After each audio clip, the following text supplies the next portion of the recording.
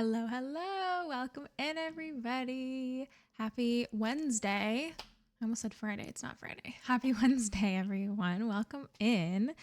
We are going to be playing today The Root Trees Are Dead, except it's not The Root Trees Are Dead. It's the second part. So it is Roottreemania, which is going to be very, very difficult. And I'm a little bit worried about it because it's harder than the first half was. So you guys know how hard the first half was if you were here for the first half. And it's basically that on steroids. But I do really appreciate your help in the chat today.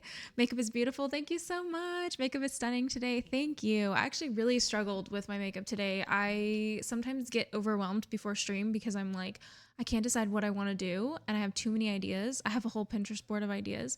And so I get overwhelmed and I'm like, oh no, what do I do? And not that long before stream, I actually only had the green makeup. And then I was like, I gotta add something cute and whimsical to it. So I decided to add the little stars.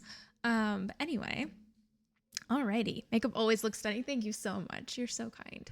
I'm actually not like fantastic at makeup. I do like experimenting with eye looks, but I actually don't know a ton about makeup. Like I'm always open to like people giving me suggestions and things. I use my fingers for a majority of application. Like I'm very basic and like amateuristic when it comes to how I put my makeup on. I've actually thought about doing lives where like you guys see how I come across the process of like doing my makeup. But then I've thought about it and I'm like, I don't know if I want to do that because I really do not do it in a professional way at all. And I also like don't wear a lot of base makeup, so I don't wear foundation. I usually wear like a thin like a skin tint or nothing. Like today I don't have anything. I just have blush and concealer under my eyes. And I prefer that because I don't like heavy makeup. But at the same time, I'm like, I don't know, it'd be fun to show you guys how I come up with creative looks. But anyway, alrighty, I am going to get the game pulled up. You guys will have to let me know how audio is and if the jazz music is ever too loud because we know this game's saxophones can be a bit much at times. Also, I am currently live on Twitch, TikTok, and YouTube, so you can feel free to stream wherever you prefer. And hi, Katie, over on TikTok. Welcome in. Also, I really appreciate the follows over on Twitch because I am trying to reach 1,000 followers, and we are currently at, what are we at on Twitch right now? 869. We're getting so close, guys. And when I hit 900, I want to do a special Nancy Drew stream to try to like have a push for the last 100 followers. But I do really appreciate your follows and also your subscriptions. I've seen a few of you subscribing with Prime recently. You do get a free subscription on Twitch to any streamer of your choice if you have Amazon Prime. So feel free to subscribe with that if you would like. And it is pretty easy, but you do have to do it on browser, I believe. I don't think it's available in the app. Alrighty. So let's see here. Let me check. I think volumes are good for now. So, this is so much to get back into. After I watched you play the OG, I played it and finished it myself, and Roottreemania is so much harder. It is. It's really hard. Oh, also Willow's here in the background. She's just sleeping. She's always sleeping, I feel like. Yeah, I'm not looking forward to this. Okay, so I am really thankful for this little duck that gives you hints because I've used that thing so many times because it gets so overwhelming. Okay, so we got these nailed down. Susan Ford, we were looking at that whole thing with him, but we don't know her occupation. Wait, don't we know Susan Ford's occupation? Hold up. Where did we see Susan Ford? Nothing relevant. Okay, we saw her in a piece of evidence, I think. Perhaps. Hi to Willow. Winter, welcome in. Hi. Okay, let's see. So, piece of evidence. Where did we see Susan Ford? Related to Guy. No, this is not Nancy Drew. This is Root Tree. The Root Trees Are Dead.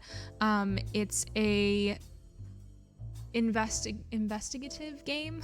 It's similar to Nancy Drew in the way that it's like a mystery, but at the same time not similar to Nancy Drew because it's a family tree and you have to like fill it all in and figure out different pieces of evidence, and you can search for things on the computer and it's based in like the 90s. Okay, so I don't know where we saw Susan Ford. I'll have to wait and see about that later. So we don't have a picture of her. I think I'm gonna get a hint just to get me started because I have no idea what I was even doing. Boo boo boo. Stuff from last time. Reminders in your evidence goes over the most important people and events from the last investigation. Okay, so if I go to this and I go to reminders. Most of the action took place in Butler County. Lauren Roottreemania, Jim Roottreemania, Lauren's 2 diaries, the 5 pieces, Elias's children, 5 presidents, Caroline Morden, Stephanie Jones, Brian Jones. Led to Caroline's art book. Wait, Caroline Morden had an art book? Do we have her art book?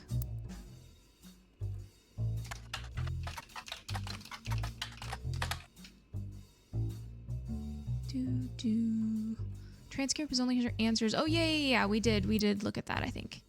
Younger root trees were found by following a complex rabbit hole through a conspiracy site. November was really difficult to place. Her occupation could only be found via Brian Jones Company's website. Ronald and his brother Robert Roottreemania go by Ron and Robbie. So should we search November Roottreemania now? Have we done that yet?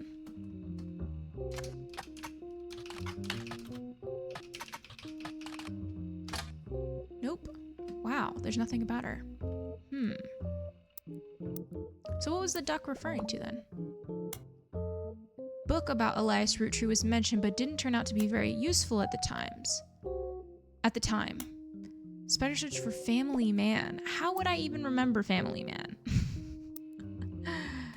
Family Man. Oh no, we've got saxophone coming in.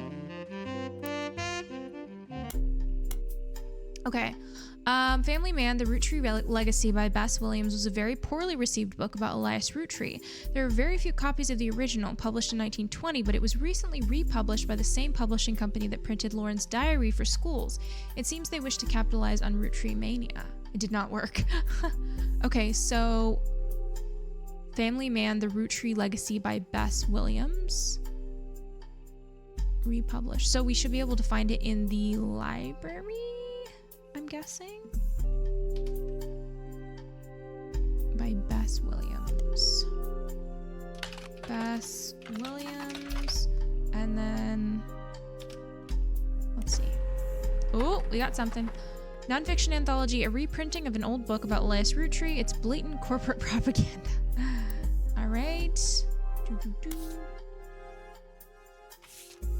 The dictionary defines propaganda as information, especially of a biased or misleading nature, used to promote or publicize a particular political cause or point of view. But if they were to replace that definition with a picture, it would be a picture of this book.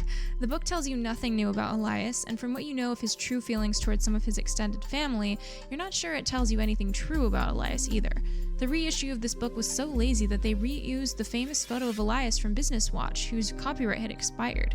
The best thing it has going for it is that it's only 85 pages long. I think we just need it for the picture. So his picture is gonna go here. Boom. Beth Knox, I don't know where we're gonna get that picture. It's gonna be interesting to try to find these pictures. Okay. You can fill in 5 pieces mother using her portrait from the company picnic. 5 pieces mother. Oh yeah, I did that already. Joanna Robertson.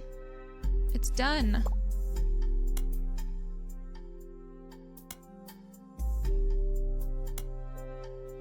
Whoa, wait. To find out her last name, look in the company records for a match on her first name. Oh, we already did that, so we got it. Joanna Robertson. So we have that one right. Joanna Robertson was a cashier. Oh, that's what we got wrong. I don't know how we missed that. Oh, wow. Okay. Got us a little bit further. These 4 entries are correct and have been locked. Perfect. Regina Salazar. Perfect. Booyah. All right. So then we basically are just missing... We're missing a lot of pictures for people. All right. So those are locked in. We're doing pretty good. So this was not locked in. We don't know who this is exactly. This was correct. All right, next hint. You should look more into Mary Beth Clementine. Who's Mary Beth? Oh, Mary Beth Clementine. Musician? Oh, let's see. Can we look her up in the periodicals, maybe? I thought we already looked her up in here, though. Mary Beth Clementine? He's got the whole world in his hands. Modern Music Monthly had a very positive review of her cover, and the writer complimented her voice. The Old Rugged Cross. The only song that was advertised but not reviewed. Interesting. Okay. So there's not much else about her. What about in Spider Search?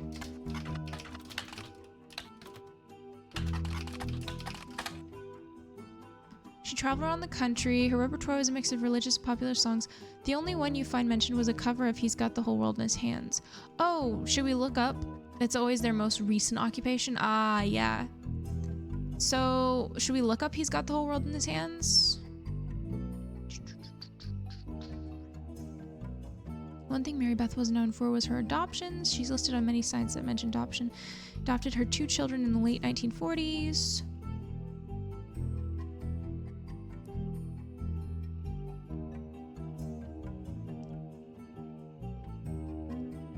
Twice divorced, both times to her manager Sterling. Ended her career with the religious audience while she performed occasionally since then. Okay, so what is it talking about? What else do I... A record label. Oh, New Edison? Should I look that up then? New Edison. Small record label based in Los Angeles that existed for a few years in the 40s. It raced to release cover records of songs that were gaining in popularity. According to a website about the history of recorded sound, it was named after its founder, Sterling Edison. Wait, did we know Sterling's name? Sterling Edison. Oh, we didn't know his name. Perfect. Nice. Okay, and then back to the computer. Its biggest claim to fame is being sued by the estate of Thomas Edison in Edison Records versus Edsel. Interesting. You can find a few references to New Edison and Mary Beth Clementine on sites about old records. One collector says that the Holy Grail is a re-release of the Old Rugged Cross, and says that the first edition was originally published before she legally changed her name. Wait. The first edition was published before she changed her name. So Mary Beth Clementine, so before she changed her name to what? To Sterling? Do I have Mary Beth's maiden name? Makeup is stunning. Thank you so much. Did you miss much? No, not too much. We're trying to look into Mary Beth, this one that was a musician. I don't think... So is Clementine not her maiden name then? I thought Clementine was her maiden name and then she married Sterling Edison. But maybe I'm wrong. This kid's name is Clementine. Was Clementine... Who was Clementine then? It's not Clementine. So who was she married to? It did say twice divorced. So then who was her first husband? He must have been last named Clementine. So the first edition was originally published before she legally changed her name. So that means the Old Rugged Cross, we probably need to look that up, I'm guessing. But I don't know, do we need to look that up in the in the periodicals?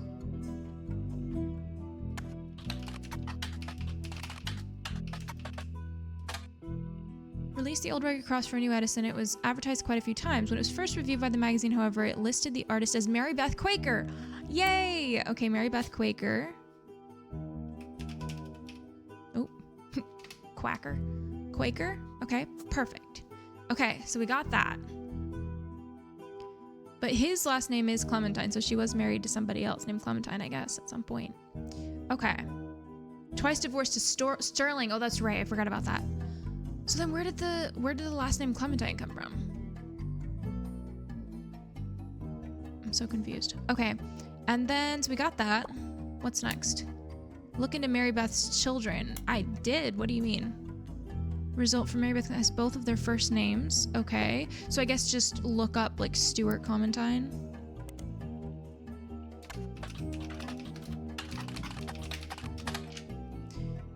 isn't that popular of a last name, you managed to find a Stuart Clementine listed as one of the many names on an emergency services website in New Orleans.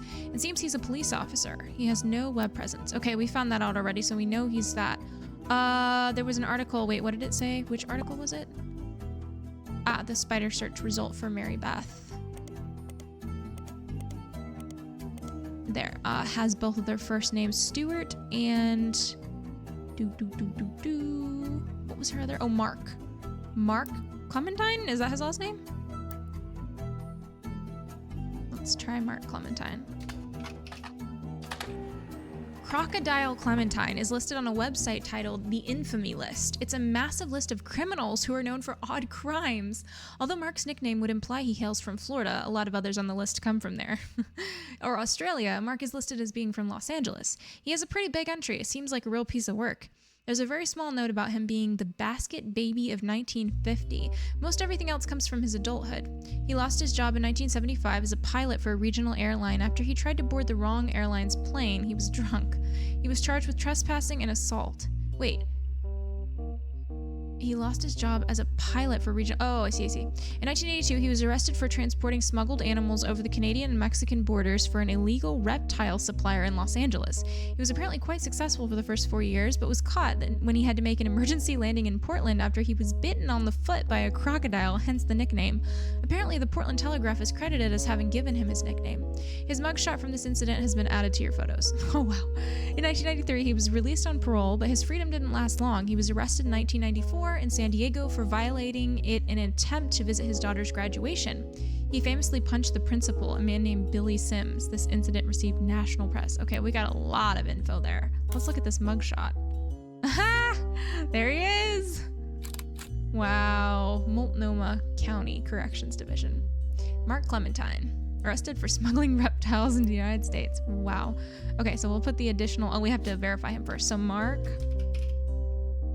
Clementine. And he's what? A criminal?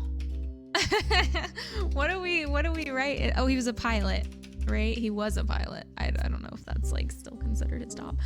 And we don't know who he's married to either. This game is called The Root Trees Are Dead, but this is part 2, so this is like the second game within a game called Roottreemania. So the first game was basically filling in this whole family tree up here for the Root Tree Candy Company, and you can look up stuff on this old computer, and it's basically like set up like this, and it's set in the 90s, so you look up things, periodicals, library stuff to try to figure out things about the family. We were trying to figure out basically who had rights to inherit money, and you figure out scandal and stuff along the way. And then now this is part 2, which is just this lower part here, and it's basically other people who might be potentially related through affairs and things like that. So we're looking into all of them currently. Okay, so Clementine Mark. So we don't know his spouse's name. What was the other thing it said? Visit his daughter's graduation. He visited the daughter's graduation. A man named Billy Sims. Oh my light just like flopped forward. Here, 1 second. Let me fix it.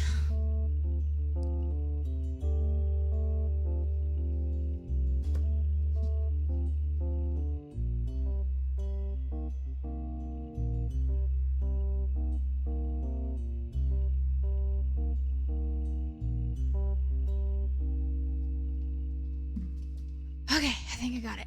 All right. So basically, been on an Animal Crossing binge, playing while watching. Oh, that's so fun. I played Animal Crossing for like a couple years, and then I got so burned out. Haven't played it since. But it is fun. It's a fun game. So we need to figure out his wife's name at some point. But Basket Baby of 1950, we need to know about that. A few sites about true stories focused on and around religion mention that in 1950, a gospel singer named Mary once found herself dealing with a real-life baby Moses situation, so that was Mary Beth. Apparently, she was a rather prominent supporter of the concept of adoption and someone decided to test how much. They left a baby on her doorstep in a basket. According to the sites, she adopted him without question and raised him as her own son. Although it wasn't national news, in many circles he became known as the basket baby, and he even went on tour with her as he grew up. None of the websites state who the woman or baby were, likely to prevent people from looking into either of them too closely. From context, you know that it's Mary Beth Clementine, who would later be shunned due to her personal life, and her son Mark, who would later be known as Crocodile Clementine. Okay. The infamy list, okay. Small note, basket baby. He lost his job. He was charged with trespassing. He was arrested for transporting smuggled animals. Search Billy Sims. Yeah, I'm trying to go like in order, but yeah, I definitely am going to search Billy Sims when I get down there. Crocodile Clementine, I know. Okay. Los Angeles. Bitten on the foot by a crocodile. The Portland Telegraph is credited as having given him his nickname. So the Portland Telegraph. Or maybe can I put this in the... What's his name? Crocodile Clementine? Crocodile Clementine. Portland Telegraph was the one that provided the nickname Crocodile Clementine and has some details about Crocodile Clementine's first major arrest. He was flying weekly between Los Angeles, Juarez, and Vancouver in a small plane. His flights were very low, literally under the radar. He was only caught because he was bit by a crocodile on the leg and had to call in a mayday because he was losing blood. He tried to tell them that he was a crop duster who somehow caught his leg on a loose piece of metal in the cockpit, but his story seemed very odd, and controllers quickly alerted the police without informing him. When he landed, they were waiting, and he was promptly arrested. Wow. Let's see. So what did we gain? Did we gain something from that? What downloaded? Wasn't there like a piece of evidence that just downloaded when I did that? Apparently not. Oh, maybe it was just the same mugshot that I already have. I think maybe that's what happened. Okay.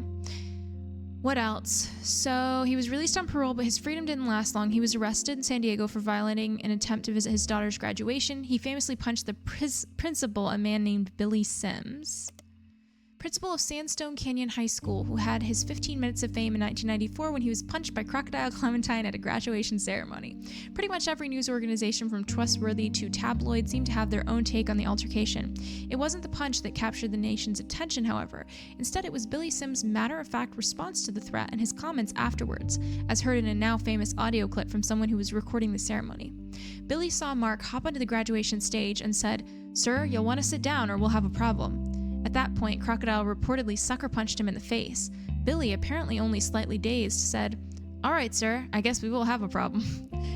Clementine tried to throw another punch, but Sims anticipated it and performed a maneuver that spectators described as a wrestling move mixed with a backward somersault, which immediately brought both men to the floor, with Sims straddling Clementine, keeping him neutralized.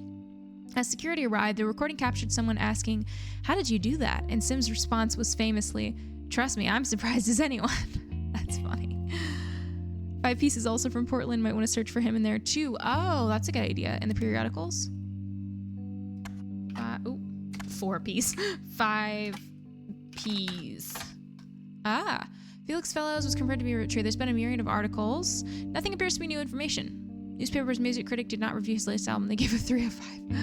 Okay, so where was I before this? Okay. Sandstone Canyon High School. Should we search Sandstone Canyon High School, maybe? San Diego. Not much information about it, though it mentioned a lot in articles about Billy Sims.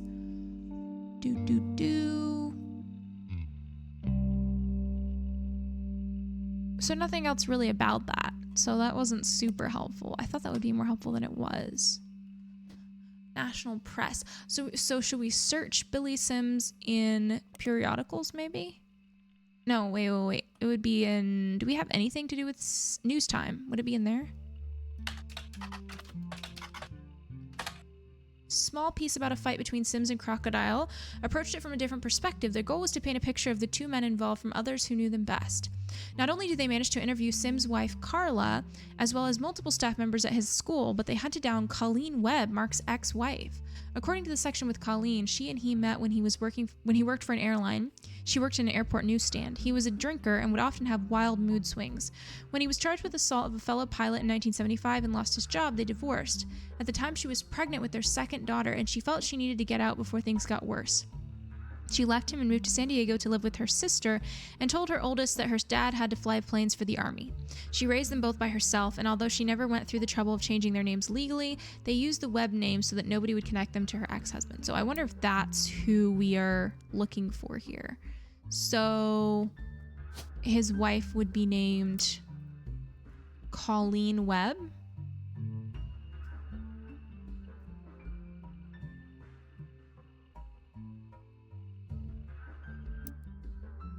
I think that would be accurate.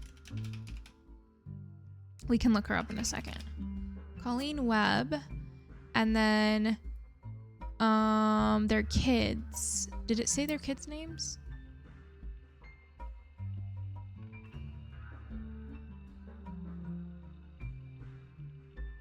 Second daughter. So they have a daughter and a son. So we know their last names are Webb. We don't know their first name. Oop. Oop. I didn't mean to put that. Unknown. Okay.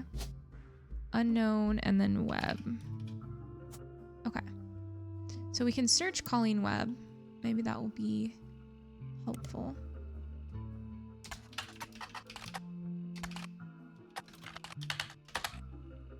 Nothing. Okay. Interesting. And then what else was in here?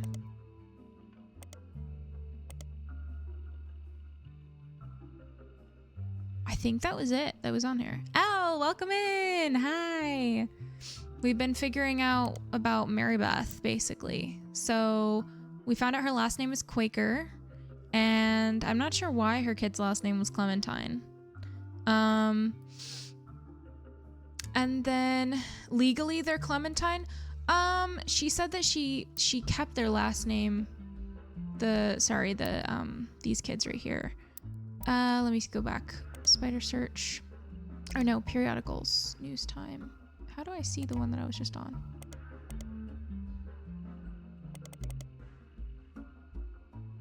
Where didn't I? Okay, I guess I gotta go back. So Billy Sims. So basically it said she left him and moved to San Diego to live with her sister. She raised them both by herself. Although she never went through the trouble of changing their names legally, they used the Webb name so that nobody would connect them to their ex-husband. Oh, so legally they would be Clementine. Oh, I see. Interesting. Oops. So she used the name, but technically they were Clementine. Interesting. Good catch. So yeah, we've just been putting together this little family over here. So, yeah, we don't know what they look like. Let's see what the ducky has to say. Antonelli's seems central to one of the affairs. Antonelli's? Was that to do with... Oh, I can't remember. Was that to do with these guys? Antonelli's. Ooh, let's go back to spider search.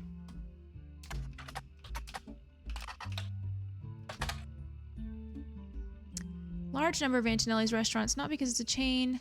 You may need to do more local research. I have no idea. The Butler County Times. Oh, okay.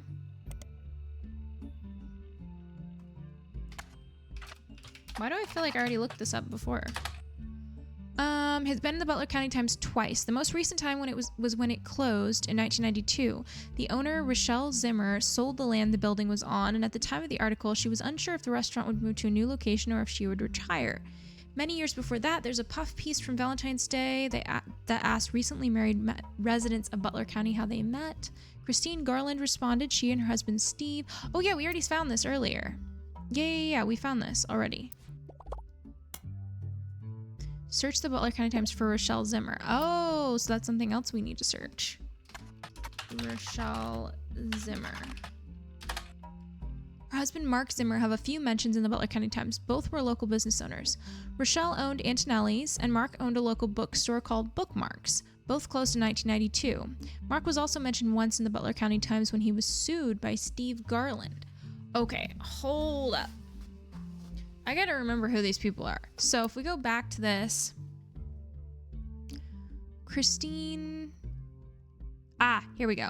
So Christine Garland, she's Christine Farrow, but Christine Garland had an affair with Guy Hudson when she was working as secretary for him. And they're saying now that her husband sued. He was sued. No, Mark was sued. Wait, what? Rochelle's husband, Mark Zimmer. No, thank you. Was sued by Steve Garland.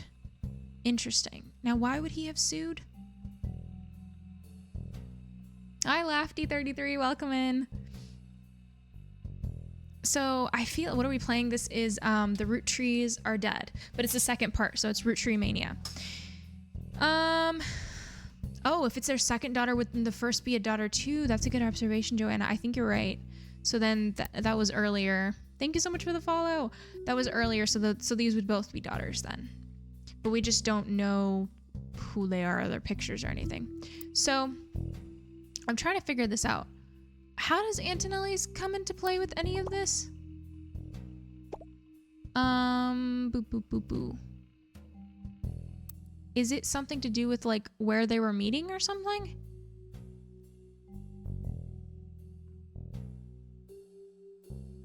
Have I watched the Nancy Drew iceberg video by Snuggly? No, I haven't. I'll have to do that. Maybe search Mark Zimmer. Yeah, that's a good idea. Let's see.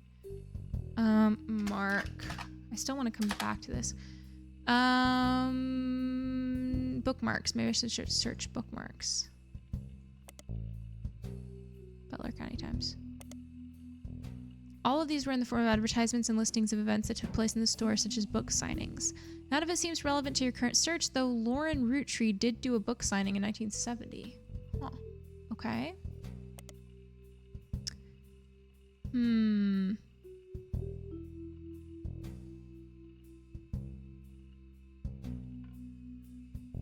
he was sued by Steve Garland. Maybe we should put in Steve Garland? Oops. Steve Garland, he first, an article about how he met his wife Christine when he worked at Antonelli's. The second is from months later, in September of 1978, a listing for his weekend cooking classes, Gourmet for the Groovy. The blurb mentions that he's been giving lessons from his home kitchen for the last month so that he can keep an eye on his son. The third was from 1991 and is titled Local Author Sued by Former Butler County Resident. It seems that a local author by the name of Mark Zimmer was sued by Garland after Garland saw Zimmer promoting his book, Kitchen Tales, on television. His recipe book was partially plagiarized from the recipes that Steve Garland would give his students during his cooking lessons before he moved. Okay. This article mentions that although recipes are hard to copyright, Garland accompanied each recipe with a short fiction about how he learned it. These usually doubled as a way to remember certain ingredients. Garland's bean salad, for example, involved making a trade with a gnome for some magic beans. Apparently, these stories were found word for word in Zimmer's cookbook, in addition to additional stories that follow the same format. Okay. Spider search. Spider search Mark Zimmer.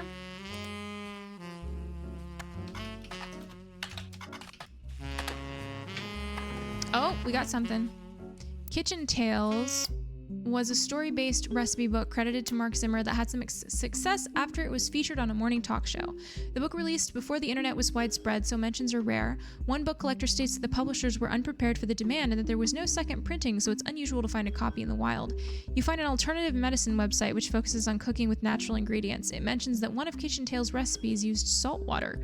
The owner of the site has included a scan of that recipe, which is added to your evidence. She says, if you switch out the salt water in the recipe for a mix of 2/3 spring water and 1/3 filtered seawater, it tastes great. Interesting. The plated loaf. Interesting. How to bake the plated loaf. For years, two bakers, Flora and Yates, flirted. They grew their friendship, compared recipes, and combined knowledge. She loved his salt and pepper beard. He adored her rosemary cheeks. They thought sweetly about one another, but he was one day whisked away, conscripted to bake the army's bread. By the oil of the lamp, Flora's tears began to salt her bread. The recipe asked the reader to combine flour, yeast, sugar, olive oil, and rosemary, combine the salt and water together, add to the mixture, and whisk until the dough begins to form. It was 10 to 12 years later that they met again, seemingly by fate. Flora's unique dough had earned her a position as the king's personal baker. Yates had found success as well. He baked for the kingdom's 45 diplomats. One day they returned from the Dutch Isles with a gift: 450 unbaked loaves, and they were sent to the palace bakery to teach a method that required no kneading. Allowed the dough to proof for 10 to 12 hours, then spread it out and let it sit for 45 minutes on a floured baking sheet with no kneading. Next, prepare a Dutch oven preheated to 450 degrees. Upon seeing Yates, Flora was both delighted and distraught. She felt as if she was torn in two. She had not been made aware of the gift and had already prepared buns for the palace ovens.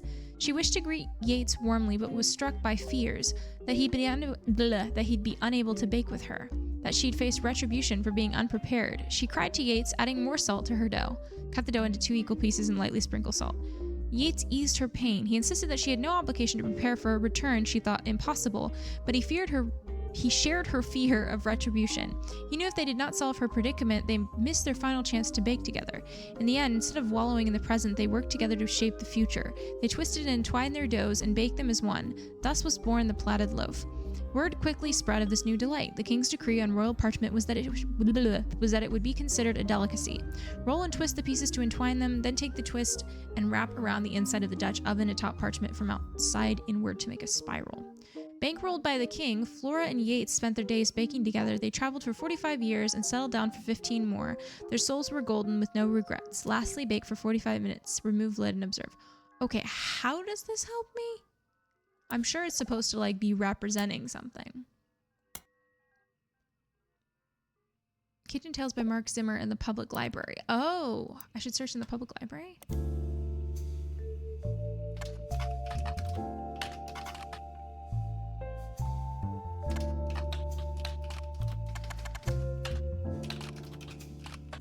Oh, whoops.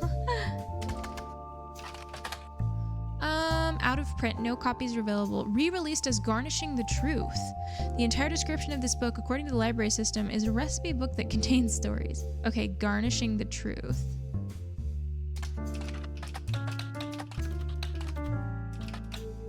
I'm having extra trouble typing today because of my nails. Wait, what happened?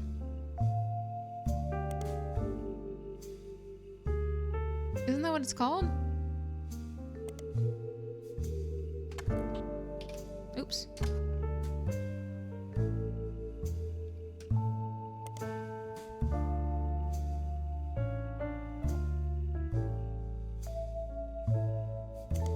So wait, would it be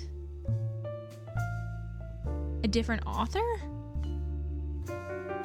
It's a story of Christine and Steve. Yeah, so I figured it stood for something. I just don't know how it helps me exactly.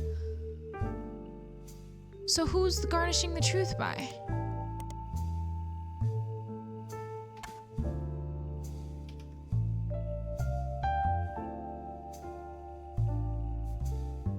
Spider search the book name? Okay, let's see. Spider search. Oh yeah, and then maybe we can see who wrote it. Cookbook credited to Garland and Zimmer. It was released in 1994. It was actually quite successful after the duo appeared to promote it on a daytime talk show. There have been multiple printings since. According to a book review, the recipes are accompanied by stories that help the reader remember the ingredients. The reviewer says that it seems perfect for learning to cook with the entire family. So Garland and Zimmer. Interesting. So then would we put Mark Zimmer and Steve Garland?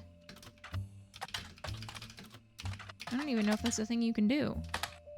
Oh, there it is. Introduction of this book is a series of acknowledgments from Steve. The first is, Christine, thank you for everything. Your support means the world to me. You are the apple of my pie. The second is to James and Robert. You become amazing men. Okay, hold up. James and Robert. So that's their kids. We now know.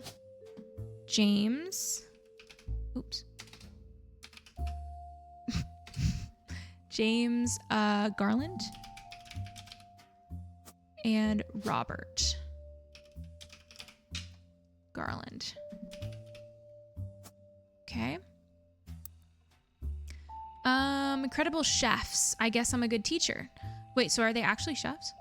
The final is to Mark Zimmer. You proved my storytelling approach to recipes could be popular. Without you, this book couldn't exist. There's also a foreword by Mark Zimmer. I first met Steve in 1978 when he taught a cooking class. The next time I saw him was over a decade later when he was suing me for stealing his recipes. Yes, really. So you might wonder what I'm doing in this introduction. Well, it turns out that Steve and I had more in common than we thought. Instead of settling in court, we settled it at McCarran's Brewhouse over a game of darts. They said they'd give us the first drink of the night free for an entire year for mentioning them. By the end of the game, he and I agreed we'd both rather make a ton of money together than spend a ton of money on lawyers. It's pretty rare to meet your best friend so late in life, but when I decided to retire, I moved to Boston just so we could hang out. So if you're browsing this book in a bookstore, please, please, please buy our book. We need more money for when the free beer runs out and the bookstore could probably use the sale. Interesting. So, wow, that's an interesting turn of events. Like the eye makeup today, thank you. Okay, so we found out the sons' names. Incredible chefs. I don't know if that means that they're chefs. I'm just gonna put chef for both of them. I have no idea if that's accurate. I just might forget that tidbit of information later. Now, how do we find a photo of these freaking people? The library page for Garnishing Truth. Yes, I did look at it. He mentions a restaurant in Boston. Okay.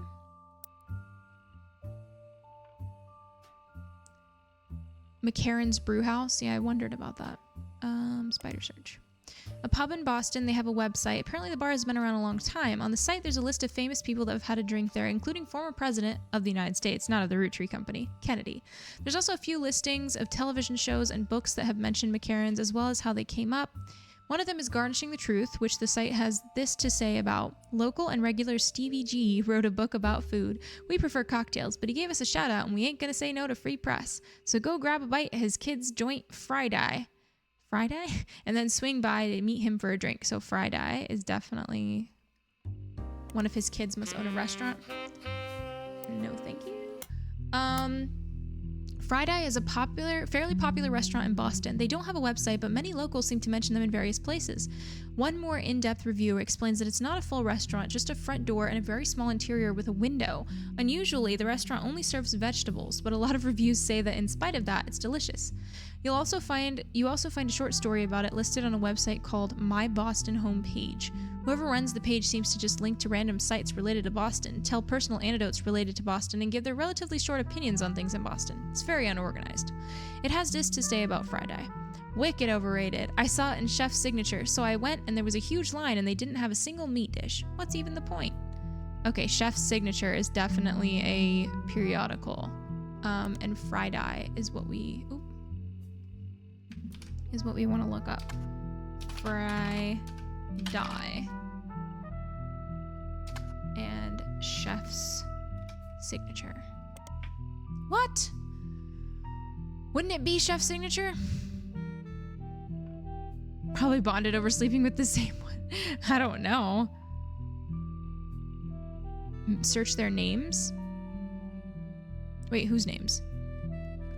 So do I have to spell this differently than I spelled it? Chef's Signature. So is Chef's Signature not a... Let's just check and see what Chef's Signature even is. Oops.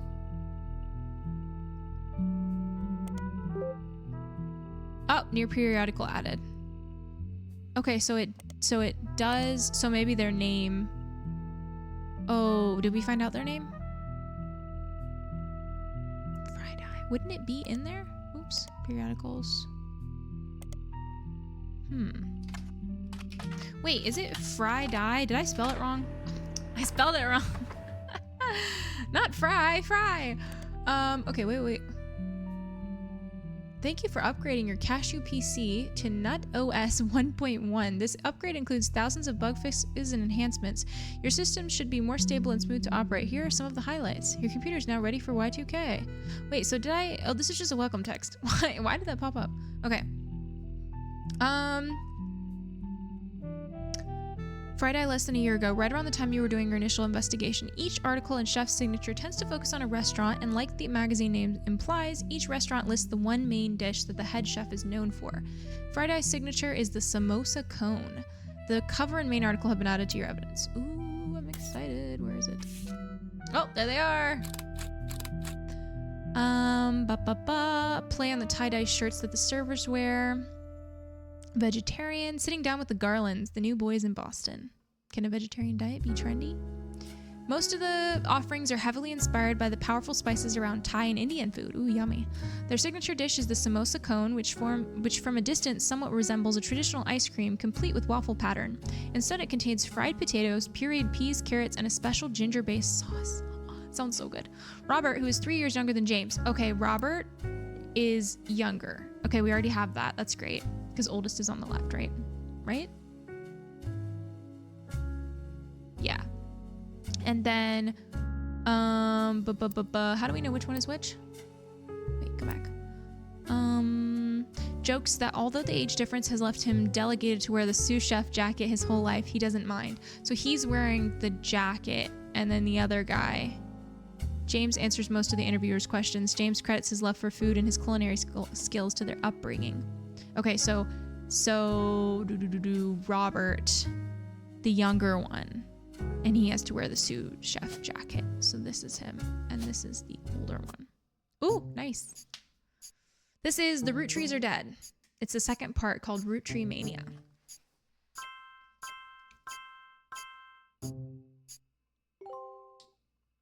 Nice. Ooh, doing it. Oh, who's here? Oh, it's Clark. Sam reached out to me finally. I think I have you to thank for that one. My family's in a bit of a rough patch. Even though the candy is selling better than ever, everyone is fighting over the trust. The majority of us want to dissolve it. On paper, it seems like the right decision. The arguments about what to do next are endless and heated. More than a few root trees are worried about losing their wealth. I don't think we deserve it more than anyone else. I love my family, my wife, my daughters, even my son, who I hardly ever get to see. I want to keep them safe and secure, but I didn't do anything to deserve this fortune. Hell, I probably deserve it less than most. It took me way too long to get my life together. Okay, enough about me. Here's the deal. I can't stop the majority from voting one way or another. If you keep passing along potential root trees, I'll keep adding them to the list. On the other hand, there's been some leaps forward in genetics. It may sound like science fiction, but we can actually determine who's in the family just by testing their DNA. What you've done so far has been very useful. Just keep filling out the tree and we'll prepare for the tests. Alrighty. Okay, cool. So they're locked in. And then Christine Farrow, we still didn't get a picture of. Now, Christine Farrow. What do we know about Christine? She's married to Steve Garland. The apple of my pie. What do we get? What comes up?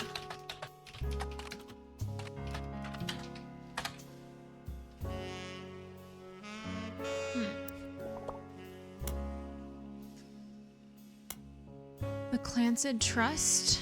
Spider search for that?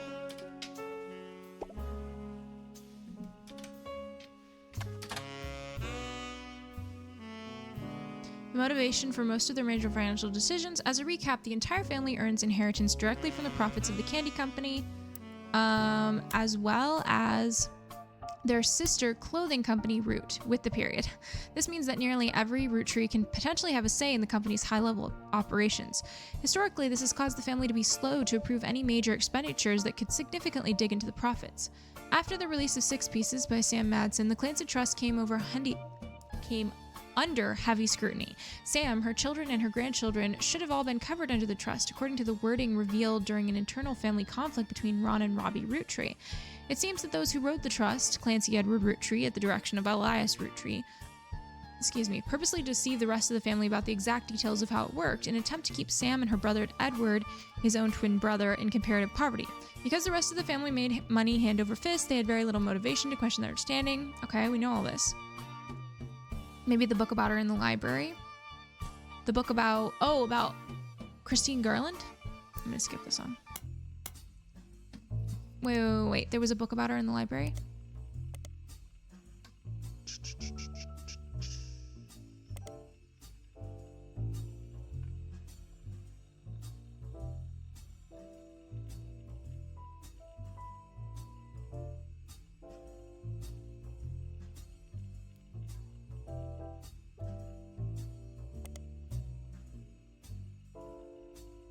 Are we talking about the book that Steve Garland wrote?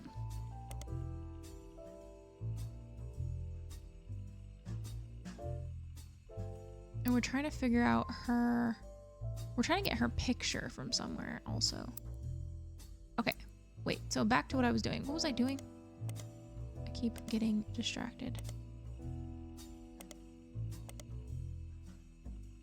Oh, I was looking at this. Or no, I was looking at... What was I just looking at? The Clancy Trust. Okay. His most celebrated move. He ensured Sam's family would get their share. Ruby Legal Enterprises. Okay. Oops. Can we look at Ruby Legal Enterprises? Company's named after its head lawyer, Ruby Spratt. I remember looking at this already. You can't find much about the company from before this year, although one of the articles tells the same tale. After the fiasco of Six Pieces and the revelation that the Roottree's law group was complicit in such a cover-up, they hired outside counsel. The Ruby Legal Enterprise Group now seems to have ties to multiple aspects of the Roottree Corporation, including the candy company and Root. They were recently in the news due to a high-profile lawsuit they raised against Cicely Sanchez. Okay, let's try to look into that. So let's copy that. And then we're going to go to, they were in the news. So would that be news time?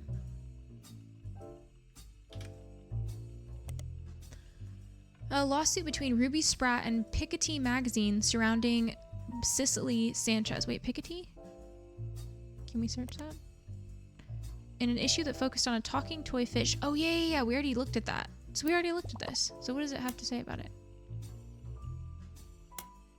Conspiracy theorists. Yes. You found Chris Rafferty through the conspiracy website. Maybe his updated website can help you. Spider search the Roottree curse. Okay.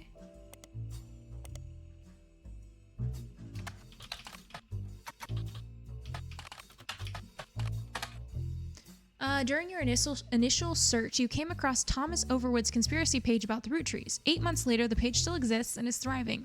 The visitor counter has reached 7 digits. Many older articles have been replaced. It seems that the recent uprising in Roottree news has left Thomas Overwood with a constant stream of events to base new theories on. More than one of his theories involve Roottree deaths being faked. According to Overwood, statistically, when you have this many high-profile people who have died in a family, the odds are that one of them faked their death. It's just math. This newfound focus on death faking seems to coincide with a post mentioning that he's begun believing the guy's not dead theory. In his own words, "My eyes have been opened. All of this is beginning to make too much sense. So Guy Hudson not being dead?" One of his posts details the belief that Ron Roottree is still in charge, Gwyn Roottree's death was faked, and that Clark is only there to throw people off. Apparently, this allowed Ron to travel to France to develop their new candy recipe in secret. Another is about the rapper 5-Piece. He can't possibly be a Roottree. One of his first album's songs, when he was performing under the devil name, actually mentioned that he wanted to have sex with Raina. Not even Sam Matson is spared. According to Overwood, the author of Six Pieces isn't real. Sam Matson is an anagram for Am Madness. They're purposefully leaving hints for us. He claims that by using Six Pieces with Lauren Roottree's book as a one-time pad, he has begun to decrypt a cipher. Most of the cipher has seemed meaningless, but he managed to pick out the words people and vastness and is working on figuring out what it means. There's also a request at the bottom. Next year, 2000, is a leap year, and Overwood is looking for funds and volunteers to catch the Roottrees red-handed in Operation RT29. He specifically mentions not to volunteer if you've ever drunk Spirit Cola, but doesn't go into why. Okay, so some people out there claim the Roottrees are changing the candy recipe. Guy's not dead. Okay, that's the one we need to search for. This is so much reading, and like so much of it is just like rabbit trails. Guy's not dead. Comes from a website that focuses on clues that the Roottrees have supposedly hit on all over the place. This includes on candy wrappers, in print advertisements, in television commercials, in their jingles, etc. The story, according to the website, is that Guy Hudson was a terrible president of the Roottree Company and introduced multiple failed products. Something needed to be done that would put the company immediately and instantly back in the favor of the consumers. So they killed off Guy Hudson and replaced him with a new president. This move immediately garnered sympathy, and the company recovered the next year more popular than ever. The next president stayed much further out of the limelight, and some people even theorized that he was simply Guy Hudson in an elaborate disguise. Sorry, my little TikTok live. Okay, which is why he stopped appearing in public. The people who run the site are asking for help. They're certain that there's a clue in all of this that accidentally leaked in a banned article from the magazine Piketty.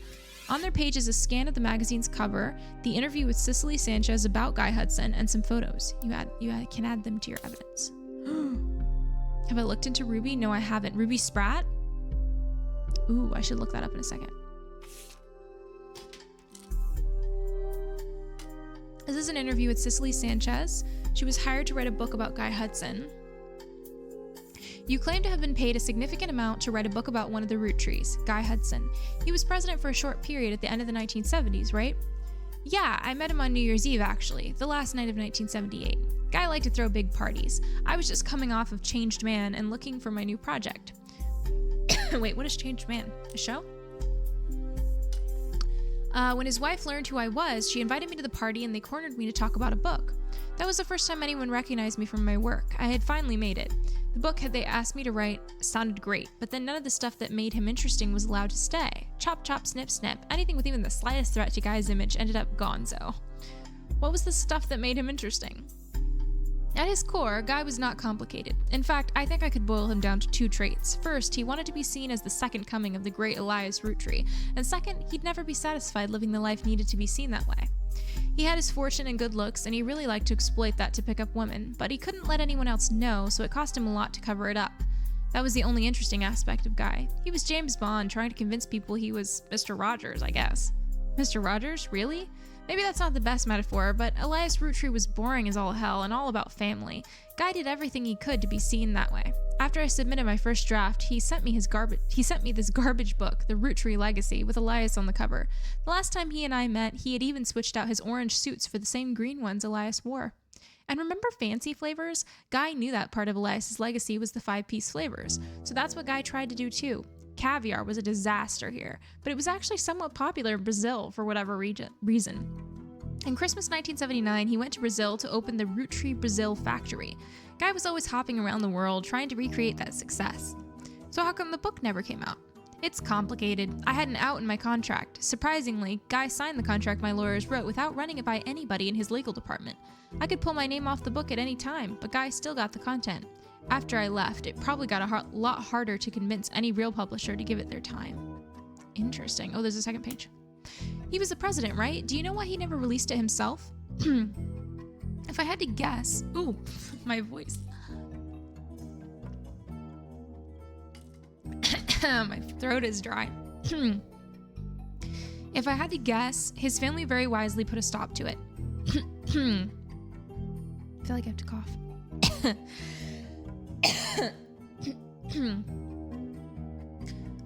Mid-1981, months after I had already moved on, he called me back and showed me a final draft.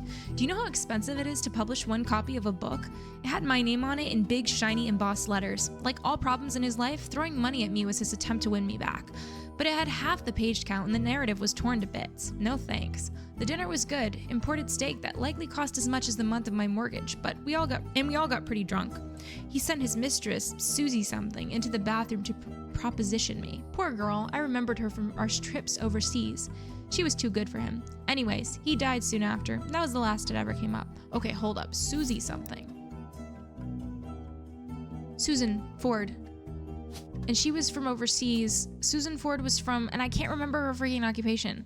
She was from, this is The Root Trees Are Dead, is the name of the game. She was from something in Brazil. Oh, she was with that one deaf organization thing. But maybe I can look through my history. I looked up Ruby Spratt before. Dirty Devil. Ah, the Grandorf School for the Deaf.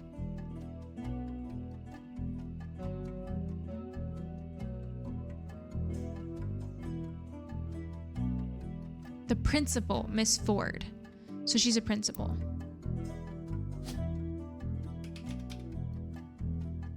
Okay. We don't have a picture of her though. And then let's look back at this. What can you tell us about the family? Any insight to the scandals from the recent book by Sam Madsen? I actually haven't read it. I just skimmed the sections on Guy to see why people were suddenly calling me up to ask about the man. I'd say she did well for what she had to work with. She only had rumors, whereas I spent time tailing him. Sometimes he knew, sometimes he didn't. He invited me to join them when dealing with Roottree Brazil, but I actually had people on him when he went to Australia, France, and China too. When he met with someone, I'd figure out who they were and how they were involved. Doubly so if the meeting happened when he didn't want me to be around. Despite his best efforts, I got the whole truth, including things even his family never knew. For example, the daughter of his business partner in Australia, I think her name was Robin, he and she definitely spent a few nights together that he didn't want his family to know about, but I did. Okay, daughter of his business partner in Australia, Robin. So we have no idea where Robin goes, but we do know that he was with a Robin. I mean, I guess I can just put Robin as a name so that we don't forget about it. Madsen got things wrong. Sam mentions Guy's affairs and treats them like most people would logically think to treat them, like the infidelity was a problem for Patricia. When his wife first approached me, though, it wasn't to talk, if you get my meaning. On paper and in public, it was a marriage like any other, but in reality, it was more of a mutually beneficial arrangement. They both got what they wanted out of it, the same thing. What was that? I'm assuming I only have to spell it out so you can get it in writing for your readers.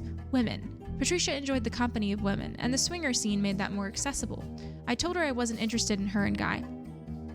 I found out later that if I had said yes, her next question would have been whether or not her husband actually had to be there too. Guy, on the other hand, was seen in a traditional marriage, and at the same time, could bed any women that found him charming. I can assure you that was exactly the type of marriage he was interested in. Wow. Okay. So Patricia was interested in women. So, hold up. Is that important at all? I guess it's not important in any of this. Okay. Wait, she was an interpreter? Susan was? I thought that she was a principal. Oh, the principal, Miss Ford, is fluent in 5 languages. She has been working at the school. Also mentions she's not deaf herself. So I guess you could say that that would be her most recent job. Interpreter, or what was the other one you guys said? Before principal, she was so translator is not on here, and neither is interpreter. So I think it has to be principal. Doesn't it have to be the newest job that they have? Okay. So principal's newest, yeah. What else did we get in here? Ooh, a picture. So that's a Guy. Oh, there's someone in the background here too. The issue of Piketty magazine that came from was pulled from the shelves, but you managed to find it online. Piketty does not label its individual photos. Both photos were instead under the shared label. Cicely was provided these photos by the Roottree Company for use in her book. In the background of the photo, there is a Christmas tree. Wow, thanks for that. So we know that's Guy, and we know one of these is, let's see, where's the article? So Cicely was the one that was interviewed, right?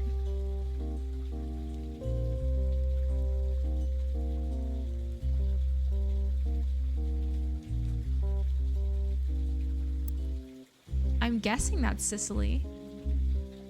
Susan in the back. Yeah, that's what I'm thinking too. So that's probably Susan. And then I don't know who Susan's husband was. Oh, Guy. We can put another picture of Guy. And then who was the other person we have a picture of? Oh, that guy. I don't know who that guy is. Or like if we even need the picture of him.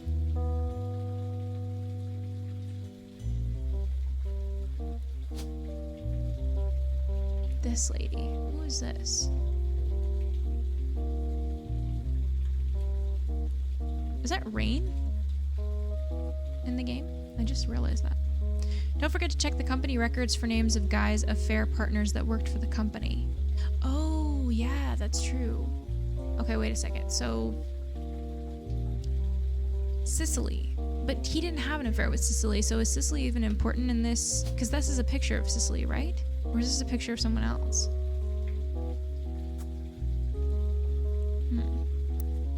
Okay. This photo is the first from a magazine interview with Cicely Sanchez and Piketty. The issue of Piketty... Okay, Piketty does not label. Cicely was provided these photos by the Roottreemania company. Okay, great. So there's someone here, Elias in the background. This is Zach Morden, which I don't know if we need his picture for anything.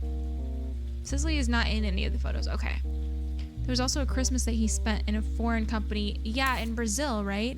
So if he was in Brazil, that would have been Susan in the background. He was with his clients then? I don't know the clients' names though. Hold up. So in this photo, so Zach Morden but we don't need Zach Morden's picture, do we? We do need the picture of the lady. Who's that lady in the background of that picture? So there's Guy and there's Zach, and then who is this? Another secretary, I'm guessing. So I guess we should see what time. Have I gotten any photos correct? Yes, I added some new ones. These two right here, and this one right here, and I think that's it for now. So, okay, so it was a secretary, obviously, but it was right when he was getting switched over to be president. So so this was his first affair. So it could be Christine, potentially. But it also could be this affair. In one of the articles, there's a list of countries that Roottreemania tried to expand to. So it's not Brazil then? Was it somewhere else? I don't know which article has that.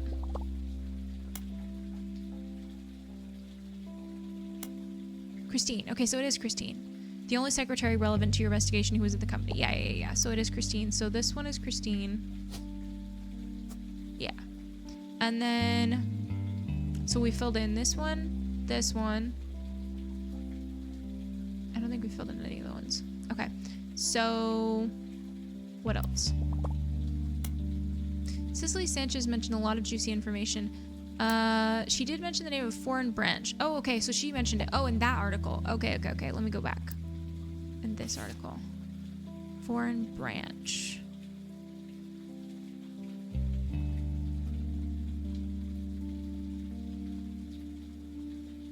Roottreemania, Brazil. Ah, there it is.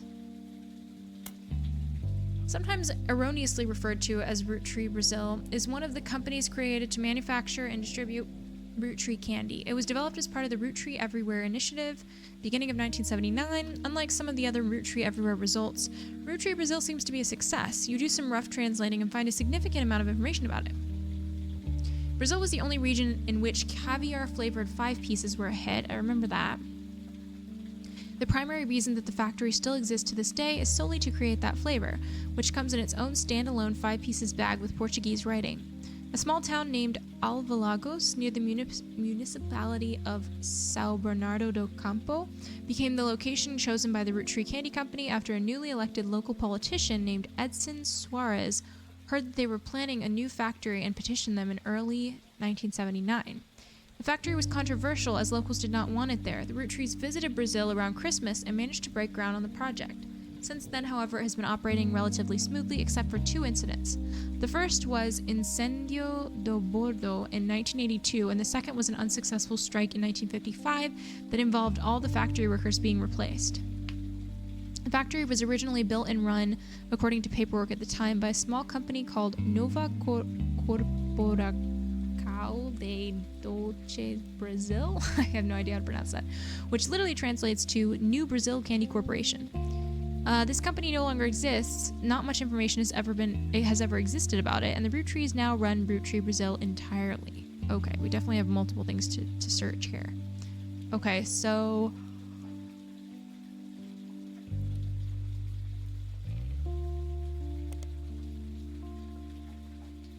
okay, he was a Brazilian politician. Former mayor. Before politics, he was a manager in an automotive manufacturing plant for a major American car company. In what the paper speculates was moved to counteract this unpopularity, his wife Sonia was discreetly put in charge of a television station called Telerede. He often used this connection to ensure supporters would appear on local television spouting his beliefs and emphasizing his political victories. He remained in office until 1988, when he was defeated in the first election after the military government was no longer in control. After this election loss, he quickly left the town behind. It is not known where he's gone, but the dissertation even speculates he likely fled to stay alive. Okay, so his wife was named Sonia. You love this one? Yeah, it's a good one. Okay, so his wife was named Sonia. I wonder if we're gonna have to know that. Edson Suarez. Okay.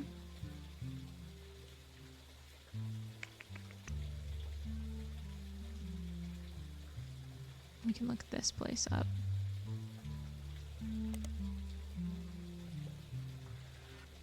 Okay, it just comes up with the same thing again. Okay. Oh, this. Let's search this. Translates to maple fire. In 1982, the factory was deliberately attacked in a case of clear arson. The fire was brought under control after destroying about 2/3 of the production floor, and locals claimed that the air smelled like a mix of burning plastic and maple syrup. The factory was rebuilt and continues production to this day. At the time, it was unknown why this happened, but last year a news special did list this incident as well as a few others in the small town as backlash to perceived corruption in the government at the time. According to the report, the mayor of the city was found to be receiving a cut of the factory's profits. Oh, the mayor was receiving a cut. So then, that's interesting. So maybe that's the two of them in that photo. In the boop, boop, boop, boop, boop. Where's the photo? This one? Maybe this is Edson Suarez and Sonia Suarez. So search her name. Okay, let's see. Oh wait. Let's see. Sonia. Oops. Sonia. How do you spell the last name? I can't remember.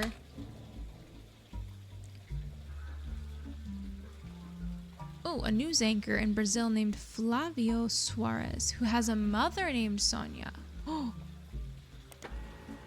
Young Brazilian newscaster with a bit of a cult following. The discourse surrounding him is, to put it in polite terms, lewd. There's a website about something called fan fiction that has a small section dedicated to him. It seems that women, and some men of a wide variety of ages and writing skill, tend to find him worthy of inclusion in their stories. You skim some of the tales there and learn that a common thread is that he's currently dating a supermodel named Ashley York. Many stories either seem to ignore her existence or get her out of the picture rather quickly. There are also other more traditional fan sites that list some things about him, including his age, 18, his zodiac sign, Libra, his favorite food, grilled steak, and his mother's name, Sonia. Also, it seems that Flavio translates to golden-haired. One website with a signed publicity photo of Flavio seems to confirm this. Okay. Where is it? Ah, there he is. Flavia. To Natasha. Kisses from Brazil. All right, so it sounds like we need to put on here somewhere the Flavio is a very obvious hint as to his parentage, right? So he obviously is the child. Hey, what's up? He obviously is the child of Guy and Sonia, I'm guessing. So, Willow. Yes, Willow. What you doing, Willow? What you doing? You want to say hi?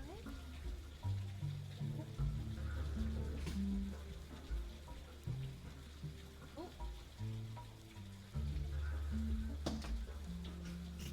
She's so roly-poly. Hey, come say hi. They dropped her bone on the ground and now she wants it. Oh, big yawn. A big yawn. I know the rain sounds are nice. Hey. What's up? Okay, so the question is, where do we put Sonia on this? So I'm guessing the television network from the Edson article is worth searching also. Okay, I'll do that. Yeah? Whoa, you got lots of yawns today. Lots of yawns. Yes. Okay. Bone. Okay, so maybe I should move... Let's search the news. Wait, his news, thingy? Wait, question. Let's go back to this really quick. Okay, never mind. Let's go back to this. So, Sonia Suarez. So who does he work for?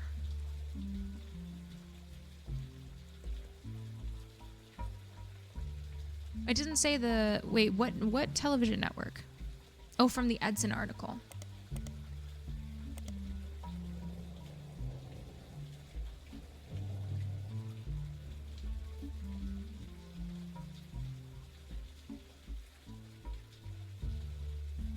This one?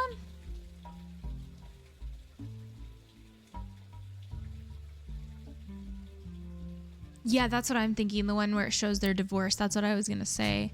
So, Sonia...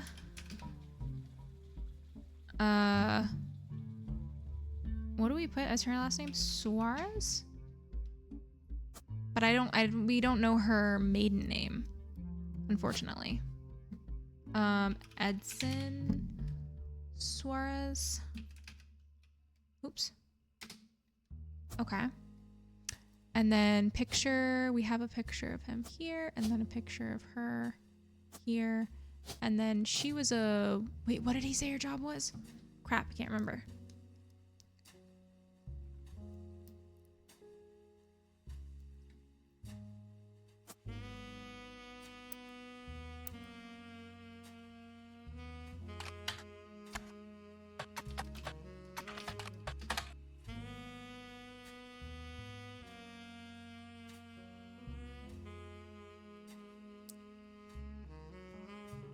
Oh, his wife Sonia was discreetly put in charge of a television station called Telerede. Okay.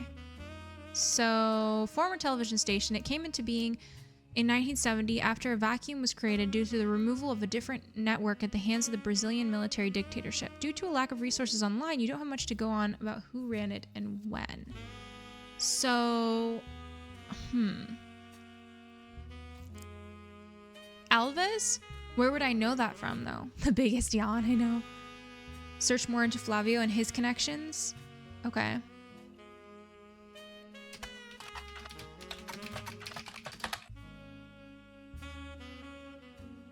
Ashley York. British supermodel, ads for perfume, clothing, and jewelry. Subject of some controversy in the past few months, having been protested by PETA for wearing fur on the cover of some magazines. Flavio Suarez. Okay. Not much. His mother's name.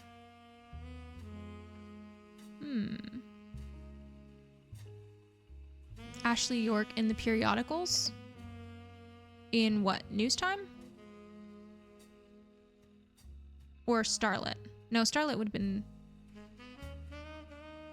about old Hollywood, right? Silver Screen? No, that's old Hollywood as well. Any? Okay.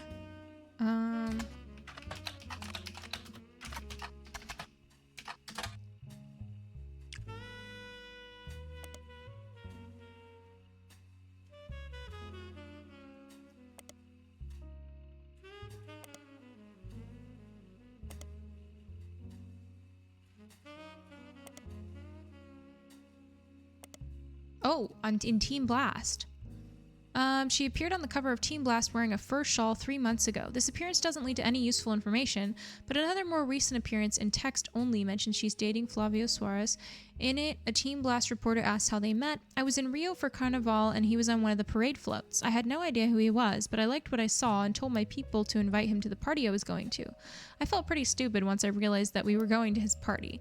Well, his mother's party. She runs a media empire down there called Transmisopolo? Oh, we're definitely searching that up.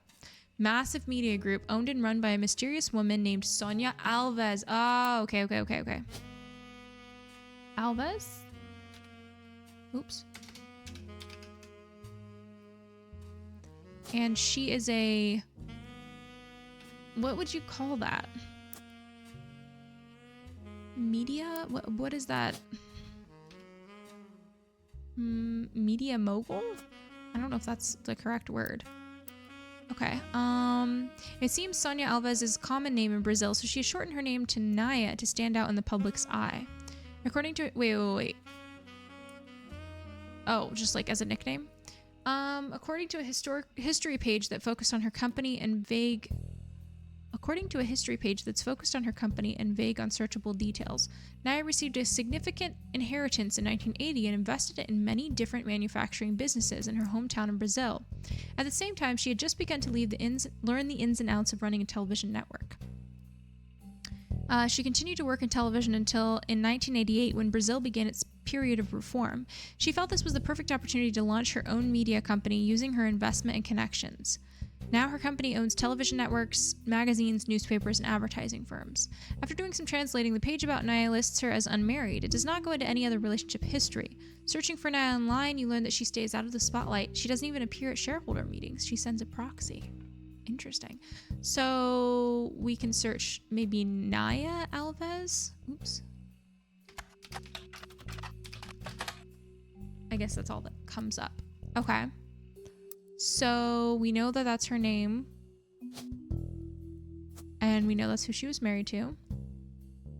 Oh, we gotta put their kid. I didn't put their kid in here yet. Flavio.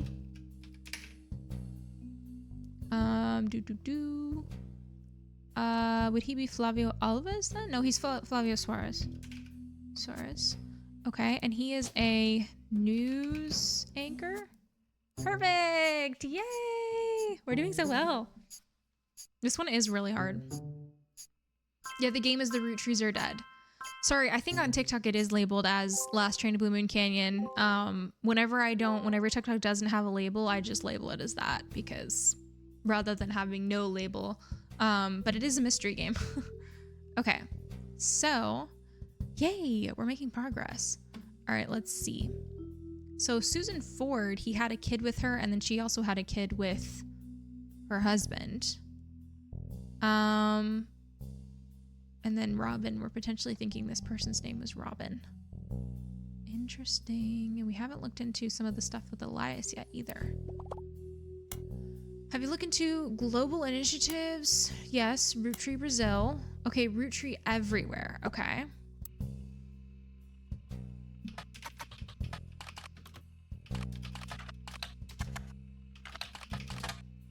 Expansion in the late 1970s, it coincided with some other large changes in the company and had mixed success.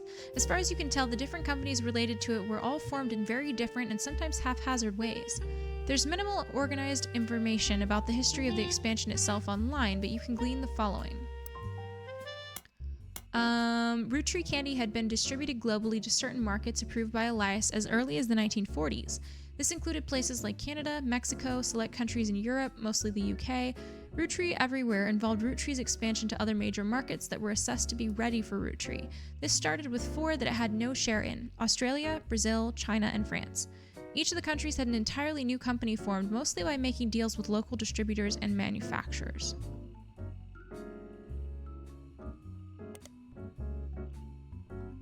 Charles Martin, who owned a company that manufactured licorice in Australia, was tapped to run the Roottreemania factory after he impressed the American leadership of the Roottreemania Candy Company at the time.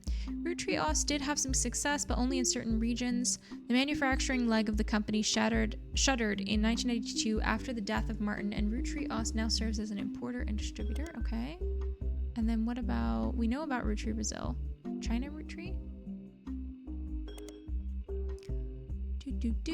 Lang Hongbo, who said to personally win over the Roottreemania family, was the owner of multiple textile factories, did not wish to import the ingredients and build a special factory to manufacture the candy in China, so instead they made a deal to import bulk, unpackaged Roottreemania candy and label it for not only China but additional markets. Hongbo, who was already in his mid-50s when the deal happened, only had daughters, and his brother Lang Hongyu took control upon his death in 1986. After Hongyu died in 1992, it passed to the oldest child from the next generation. Okay. I don't know if any of that's helpful. Roottreemania, France. Negotiations broke down pretty late in the process after the company had already been formed, and then the leadership of Roottreemania went through a very large change soon after. The CEO of Roottreemania France was meant to be Tristan Robert. Huh. Susan Ford had twins? Only daughters. Wait, so in China, is that what you're talking about? Or, oh, you're talking about, you can find more on Susan's Kids by looking up the school some more in the periodicals. Oh crap, what was the school? The school for the deaf?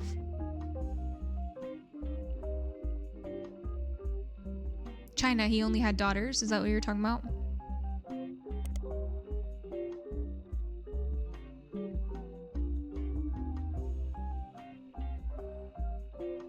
Okay. I guess I don't understand how that feeds into Oh, because didn't they say, wait, who was it that said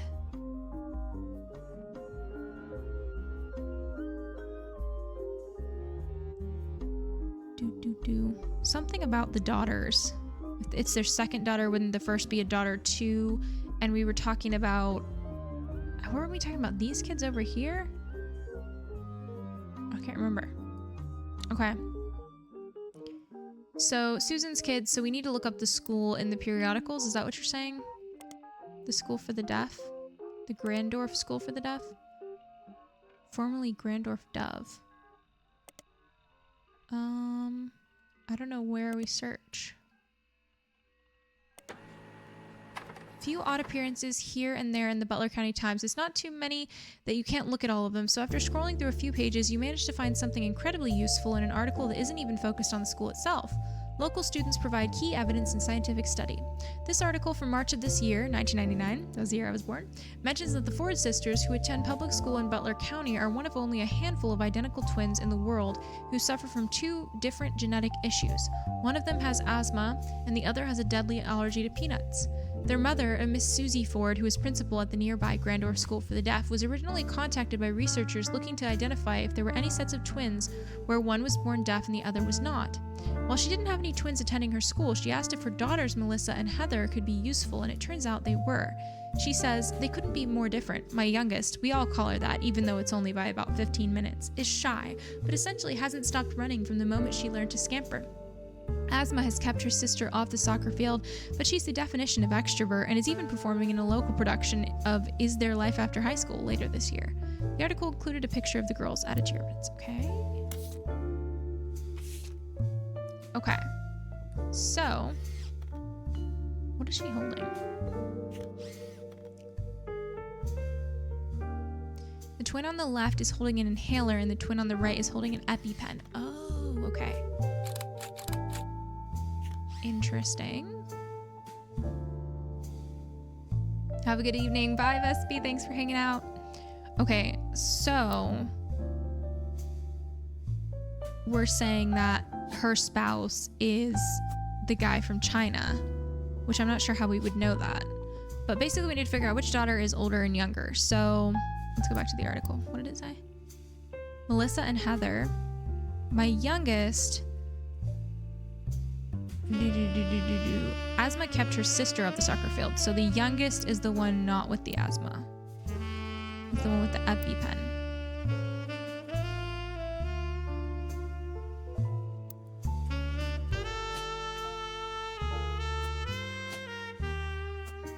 Okay.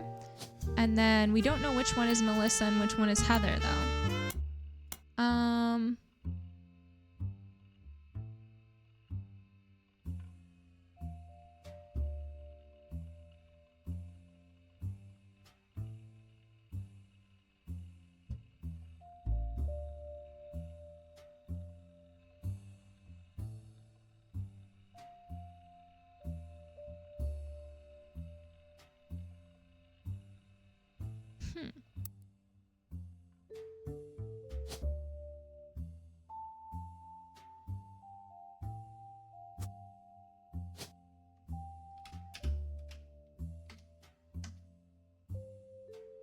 And last name would be Ford.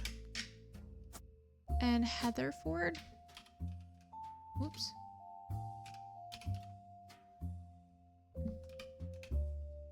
And then what are their occupations? Would they be students? Or how old would they be? I don't even know when this picture was from. When was this? Oh, it was from March of this year. Oh, okay.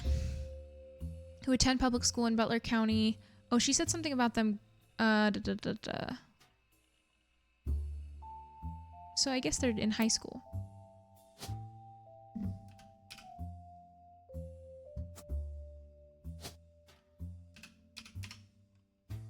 So I guess we'll try that, and then if that doesn't work, then we can swap the names. The youngest plays soccer. Yeah. One of the international Roottreemania candy companies will give you guys last affair.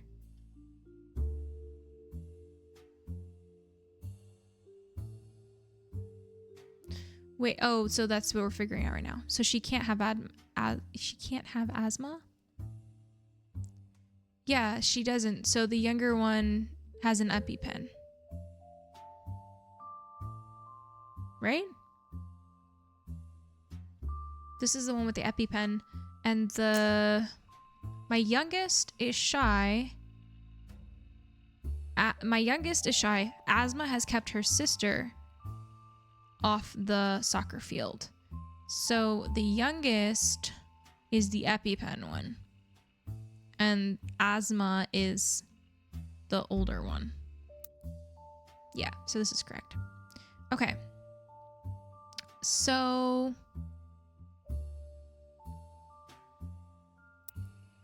I still don't know how we know about the guy in China.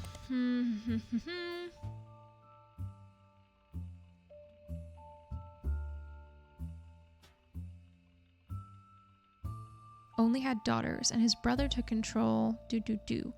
Okay. Lung Hongyu. This is the root trees are dead.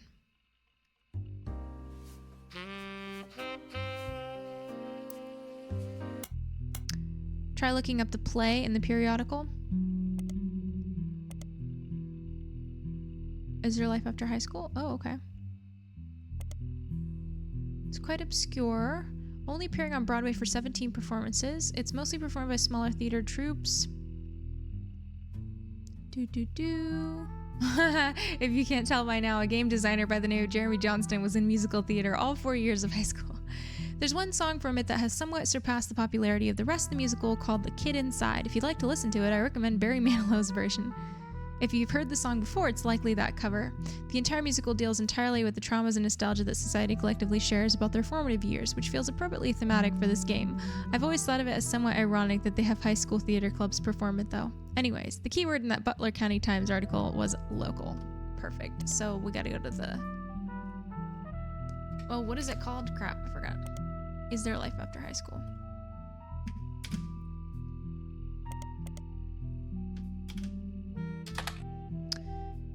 High school performed.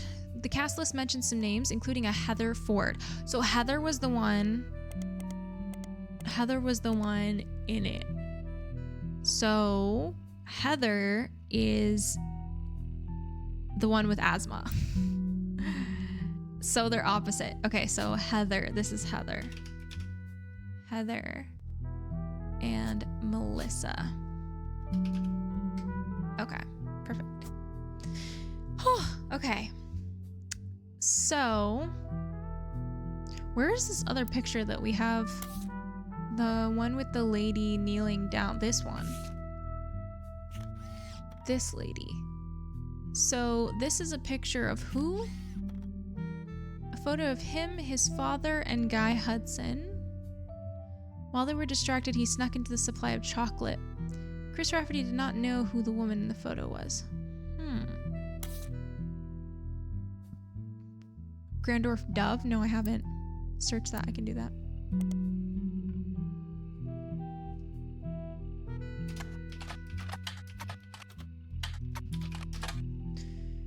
It was a school for the deaf near Butler and was regularly listed in articles with other local schools. The Butler County Times archives includes what seems like an endless list of snow cancellations, extracurricular activities, and weekend events that began over 70 years ago and stretched until the last mentioned in 1990.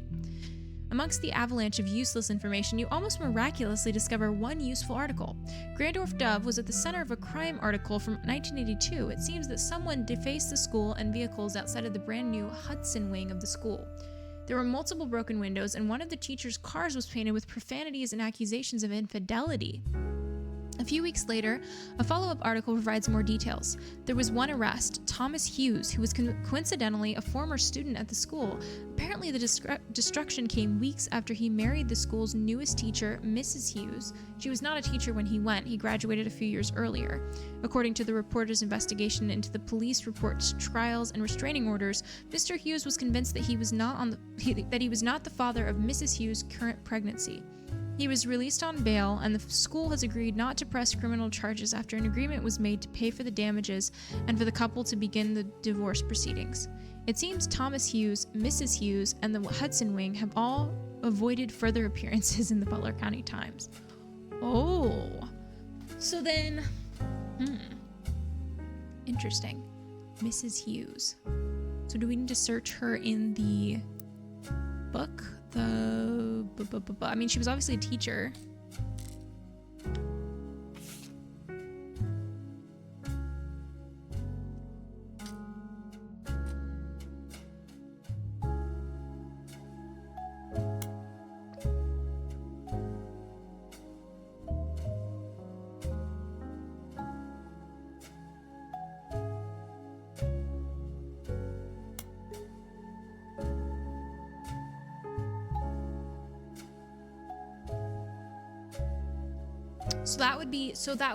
So that's what I was wondering. So that would be Susan. So she would be Susan Hughes, but she was Susan Ford prior. So that must have been her husband. So then Thomas Hughes. Yeah, I think that's accurate. That's not her in that photo, is it? I don't think so. Thomas Hughes and Susan Ford. Yeah, that's the twins' father. Okay, I think that's correct. So that's 3 people that we filled in. Interesting. Okay. Oh, current head of the company in China. Okay, let's go back to that. Somebody was talking about that a second ago. The current head of the company. Businesswoman currently running the Lang Tai textile company. She was recently listed in an article on a website written by and for women. The article, entitled Empowered, is about the recent rise of women entrepreneurs in China. The article states that due to her lack of brothers, she has a younger sister. Lang Xinyu, I don't know how to say that, took over as Xinyu, CEO of her family's company in 1992 after her elderly uncle was deemed unfit to run the company due to mental deterioration. This was apparently an extremely controversial move amongst the company's employees. And some of them, the article does not state how many, quit and wrote a letter stating that she must have coerced them in his vulnerable state. Since then, the company has been performing well. Her nephew, who is currently her second in command, is expected to take over when she retires. In the meantime, the board's stance has been a twist on a popular proverb. The article roughly translates it as, "Someone that has proven they can do something well can do it 100 times well. An unproven leader could doom us all." The article also offhandedly mentions that Xingyu was an early adopter of IVF and helped her sister have a child. There is an unsourced picture of Xingyu in the article. It says that it's from 1992 when she took over. She was 45 at the time. It has been added to your evidence. There she is. Okay. Is she another one of the people that had an affair?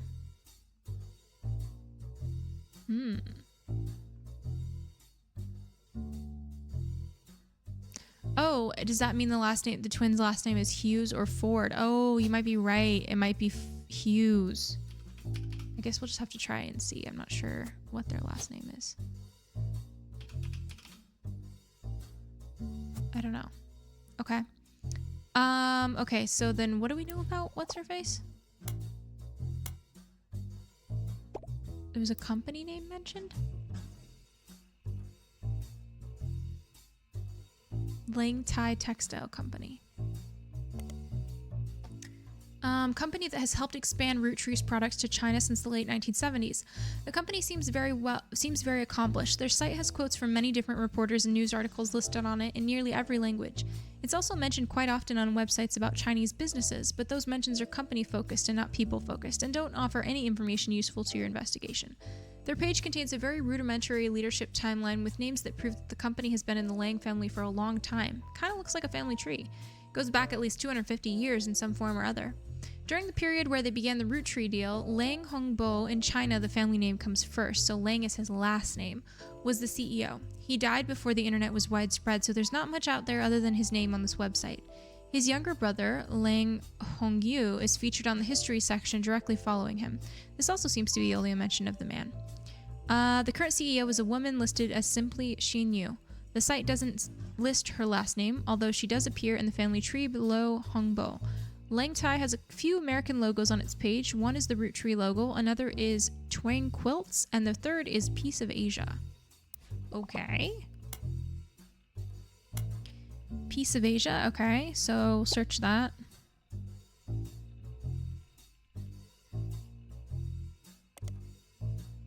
The American arm of Lang Tai, located in Pittsburgh. According to their website, the Tai in Lang Tai translates to peaceful, so they chose their name in America to match.